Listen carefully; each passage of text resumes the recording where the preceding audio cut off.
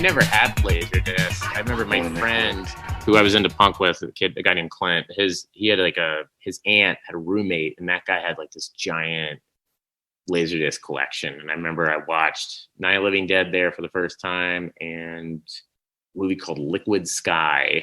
Oh yeah, which is very strange, kind of like woman, like it's like a alien, like total new wave kind of movie, and it's like an alien who kills people with orgasms or gets strength from humans' orgasms, but she's like, it was so early 80s, and it's a German movie, but it was shot all in New York. And I remember watching that, just being like, "What the fuck is this? This is great."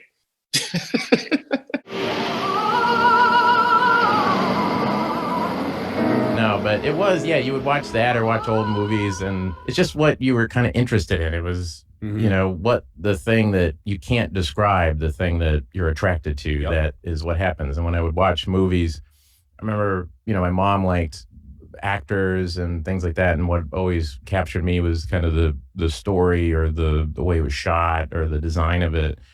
And just recently, you know, I have 3 daughters, and I showed them Rear Window, and it was fascinating because it started and they went, "Dad, this is like old, you know, 13, 10, and 8." And they're just, "This is boring. Why are we watching this? Please, no." And then as it went on, they were getting more and more into it, and then it gets to this point, which is one of my favorite parts in any Hitchcock movie, if you can remember the movie where Grace Kelly goes and gets into Raymond Burr's apartment. Yeah, the killer's apartment. The killer's apartment, and he comes home, and then there's that great moment where she finds the wife's ring, and she has the ring, and she's trying to show Jimmy Stewart across the street, like, "I found the ring," and then the camera pans up, and Raymond Burr is seeing that she's doing that, and he looks right into camera.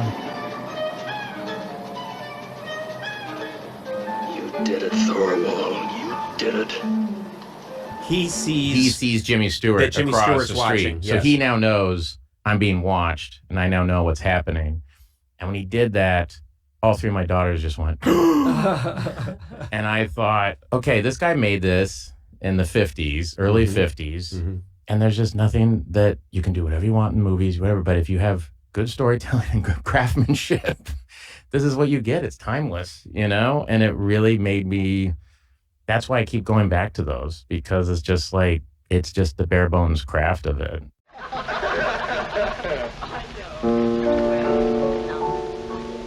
Did you ever see the Hitchcock film Rope? Are you a fan of Rope? Yeah, there is this thing in Rope that I always think of that I thought was so brilliant. It was I think it's Farley Granger playing the piano.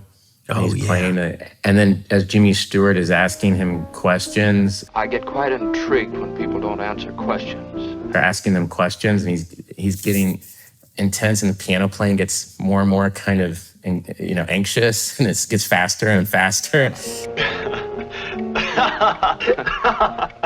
What's about it? What are you laughing about? I just thought that was like such a brilliant idea, you know, to show that he was trying to play it off, that he was fine. Through the piano playing, you saw. I thought that was really good. There's a dead body basically in like right there, hidden in a crate, and they're trying to hide it, and it's classic 2 guys trying to get away with the perfect murder. I mean, it is based on the Leopold and Loeb murder. Yeah, that's right. In Chicago. And that they were actually, Clarence Darrow argued in their case, like, these kids, you can't do the death penalty on them. They were reading too much Nietzsche at the University of Chicago, and Nietzsche is the guy that messed them all up. That's the real culprit. Yeah. Can you imagine if that was true? How many philosophy students would be killing? Just the amount of philosophy kids.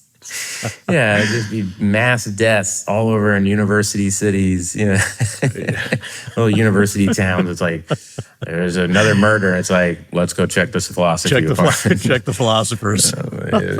philosophers. Are you guys reading Nietzsche? You guys reading Nietzsche?